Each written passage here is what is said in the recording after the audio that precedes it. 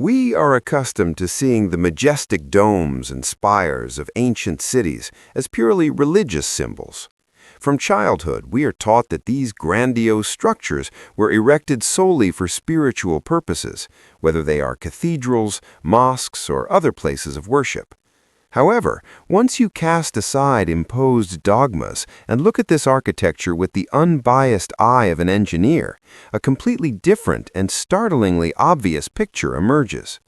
The complex metal finials, multi-tiered geometric designs, and spires reaching into the sky look strikingly like technical devices, not just cult objects. These are not merely decorative elements, but complex antenna systems functionally designed to interact with atmospheric electricity and the ether. All these buildings, scattered across different continents, possess a suspiciously unified structural style, as if they were nodes of a single global energy grid covering the planet.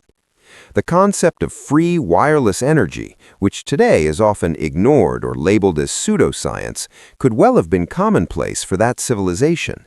It is extremely difficult to believe that societies, which, according to official history, moved around on horse-drawn transport and lit their homes with splinters or primitive lamps, would spend colossal, unbearable resources on creating such technologically complex objects merely for rituals. It is far more logical to assume that we are looking at the ruins of a highly developed infrastructure, the function of which has been forgotten or intentionally hidden, and the buildings themselves were later simply repurposed for the needs of new inhabitants who had lost the knowledge of their ancestors. Here arises a fundamental paradox, the screaming discrepancy between the level of technology and the historical era to which these structures are attributed. We are asked to believe that these masterpieces of stone, marble, and metal were created in the 18th and 19th centuries, at a time when the world, according to textbooks, was still quite primitive and fragmented. But the quality of material processing, the laser-like precision of fitting giant blocks, and the widespread use of conductive elements point to industrial capabilities that not only rival, but often surpass modern achievements. Who created this infrastructure in a world that had barely recovered from endless conflicts? Where did the resources come from to build thousands of such objects simultaneously around the globe if the economy of that time could barely meet the basic needs of the population? Moreover, the ergonomics of these structures caused deep bewilderment when trying to relate them to the physiology of an ordinary human. When we walk inside these antique train stations, palaces, or cathedrals, we feel like strangers, like children wearing their parents' clothes. Giant doorways with handles that are impossible to reach without effort, balustrades and railings that are at the level of our necks, and huge steps. All of this was not designed for us. This world was created for completely different physical standards, for beings whose capabilities, strength, and size significantly exceeded the parameters of a modern human. We have merely occupied these empty halls, trying to adapt them to our modest daily lives, but the architecture itself continues to silently testify that the true owners and builders of these walls were anyone but people of our height and ability. These architectural inconsistencies become especially obvious if we drop the habit of taking our environment for granted and analyze it from the perspective of elementary ergonomics. When we encounter doorways that are 3 times the height of a human, official history rushes to assure us that this is merely a tribute to fashion, a desire of emperors and kings to emphasize their greatness and status. However, any architect or engineer will confirm that the design of residential or administrative space is always based on the physical parameters of the end user. No one in their right mind, possessing limited resources and primitive tools, would create doors that are impossible to open without the help of mechanisms or a group of servants, unless those doors were intended for beings of a corresponding scale. A particularly telling example is the balustrades and railings on the balconies and terraces of old buildings. Safety and comfort standards dictate that railings should be at waist level or slightly higher, so that one can comfortably lean on them with their hands while gazing at the surroundings. However, in many so-called antique structures appropriated by our civilization, these railings reach a modern person's neck or even higher. This turns a balcony not into a place of rest, but into a kind of fortress wall over which it is barely possible to see the street. For such a design to be comfortable, a person would need to be at least 1.5 to 2 times taller than us. This indicates that we are living in a set design not built for our size. Like children who have snuck into a parent's study and are trying to settle into huge armchairs, we are forced to use small cut-out wicket doors within gates because the main doors are too heavy and huge for daily use. We build up floors and lower ceilings to somehow adapt giant halls to our modest needs for heating and comfort. All of this leads to the thought of the existence in the past of a completely different biological species of humans, giants for whom these monumental structures were not temples or palaces, but ordinary functional dwellings. Their physical strength, height, and capabilities allowed them to erect these stone masterpieces with the same ease with which we build panel houses today. It was a civilization that possessed not only technology, but also a physiology that allowed them to manipulate giant matters of matter. But if we admit the existence of these giants, who built an ideal, harmonious world with a unified architecture across the planet, then the most terrifying question inevitably arises. Where did they go? Why did these majestic cities, created to last for centuries, suddenly become empty, leaving us only stone shells? Looking into the Chronicles of the late 19th century, we see a frightening emptiness on the streets of metropolises. The cities stand, the buildings are intact, but life in them barely flickers. And the strangest thing in this picture is the disproportionately huge number of children. They are everywhere, in factories, on the streets, in the fields. It seems that the world was full of teenagers and preschoolers, deprived of parental care, forced to shoulder the tasks of restoring a civilization they did not build, and whose nature they likely did not even understand.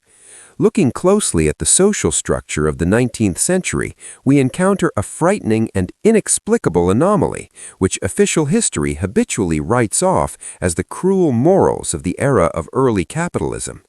We are talking about the widespread, legalized, and massive use of child labor, as well as the phenomenon of homelessness, which reached catastrophic proportions in those times.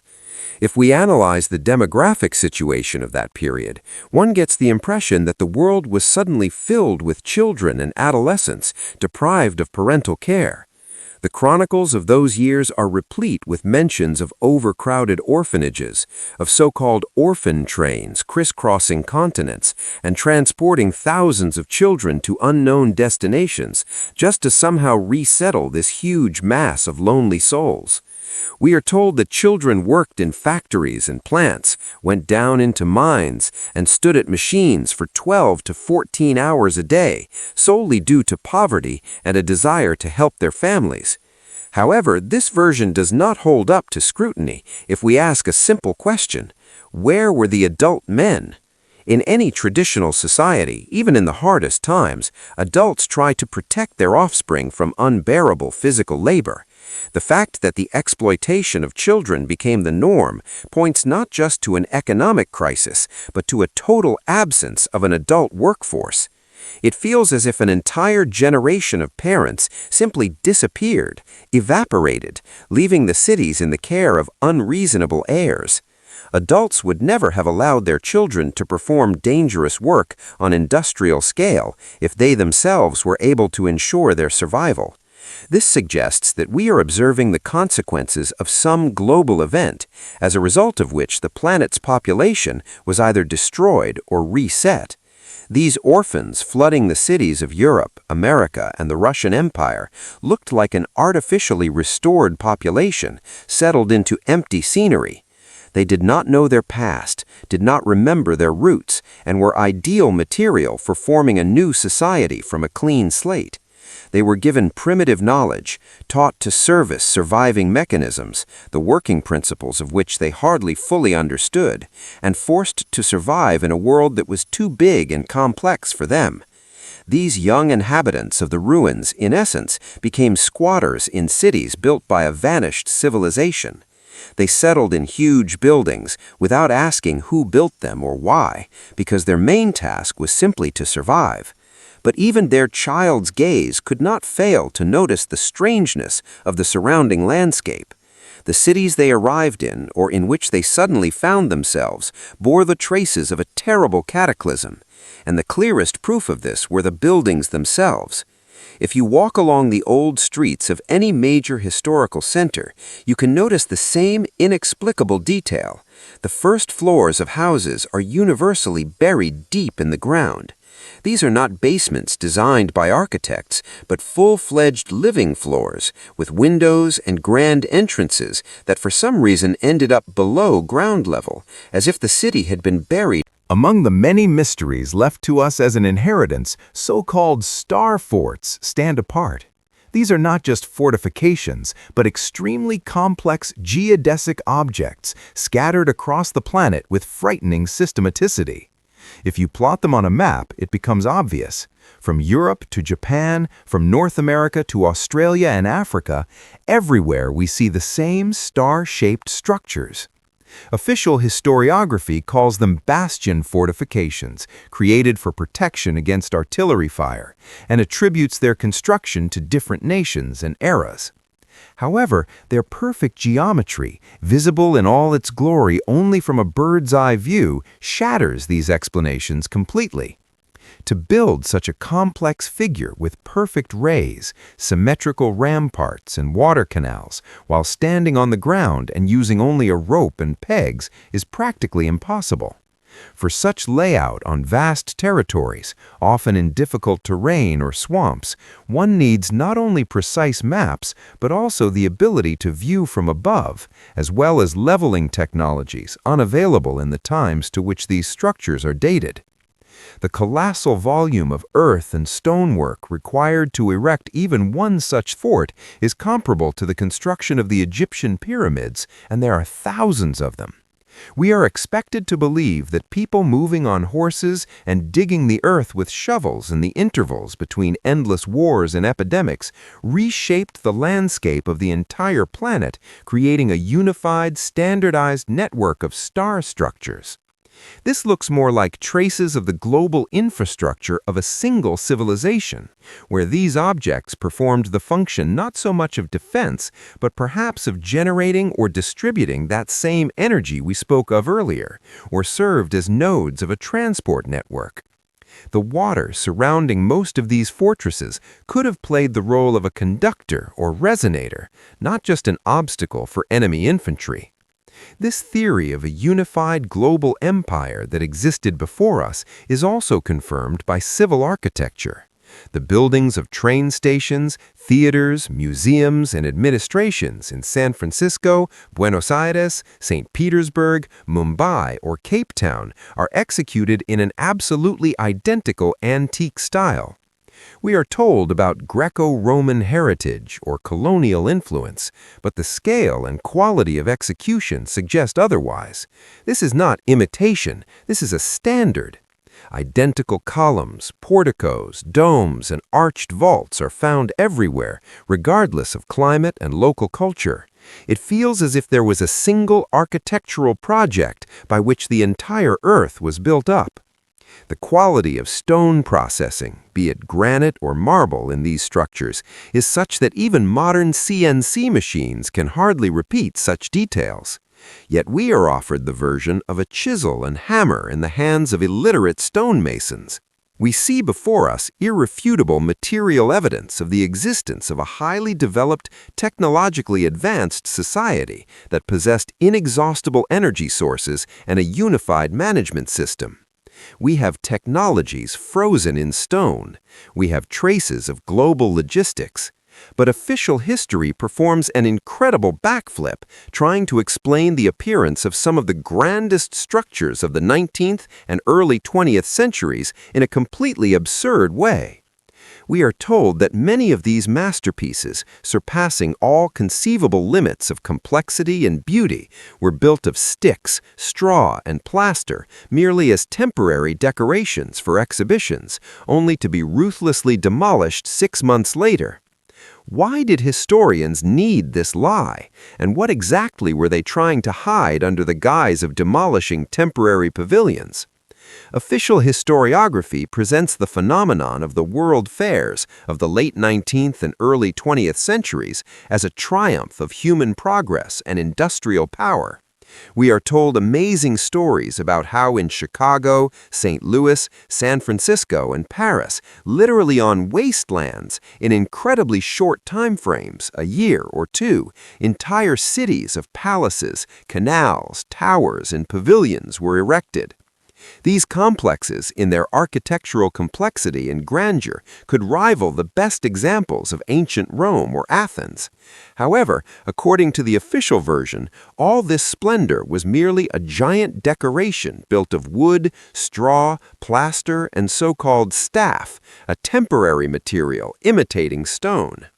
And the most startling thing in this story is that after the event, which lasted only a few months, these architectural masterpieces were ruthlessly demolished, blown up, or burned, turning the colossal labor of thousands of workers into dust.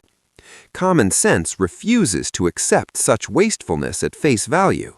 Imagine the economy of the 19th century, where resources are limited and transport logistics are far from perfect.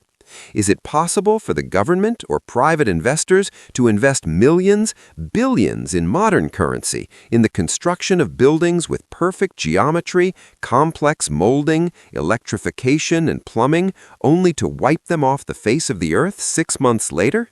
This is economic suicide. A far more logical and frightening version appears. These exhibition cities were not built for the exhibitions. They had already been standing there for centuries. They were the legacy of that same unified antique civilization we spoke of earlier. The organizers of the so-called fairs simply conducted an inventory of what survived, washed the facades, restored what could be used, and presented it to the ignorant public as their own achievements. But what did not fit into the new paradigm, or was too heavily damaged by previous catastrophes, was subject to destruction under the plausible pretext of closing the exhibition. The demolition of temporary pavilions is the perfect cover for cleaning up traces of the past. And here, the most effective tool of oblivion enters the stage: fire. The history of these exhibitions, like the history of many cities of that time, is inextricably linked with grandiose, all-consuming fires. The famous Crystal Palace, many pavilions in Chicago and other cities, burned with suspicious regularity and intensity. Fire destroyed blueprints that likely never existed, melted metal frames, and turned stone into sand, reliably hiding the true technologies of construction. The same "dead men tell no tales" in this case applies to buildings as well. Ashes will not betray the secret of their origin. The authorities and new masters of the world acted methodically. They burned palaces, knocked incorrect symbolism off facades, melted down giant statues, and rewrote historical chronicles, fitting them to the official version of human development from primitive to progress. It seemed that the crime was perfectly hidden, and the traces of highly developed predecessors were erased forever. However, carried away by the destruction of obvious evidence, the falsifiers lost sight of fundamental things that cannot be faked or hidden behind the screen of temporary decorations. We are talking about the climatic conditions embedded in the design of these buildings.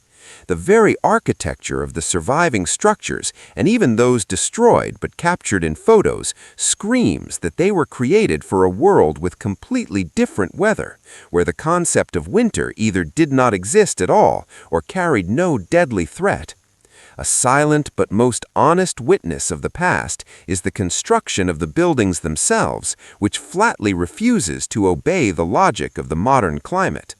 If we look at the so-called antique architecture scattered from St. Petersburg and Moscow to Montreal and Chicago, we will see a flagrant disregard for the laws of thermal engineering. These structures were created by engineers who seemed never to have heard of severe winters, blizzards, and freezing temperatures. Giant panoramic windows, several meters high, often starting from the very floor, are a real catastrophe for any region with a cold climate. Through such glazing area, even with modern double-glazed windows, colossal heat loss occurs.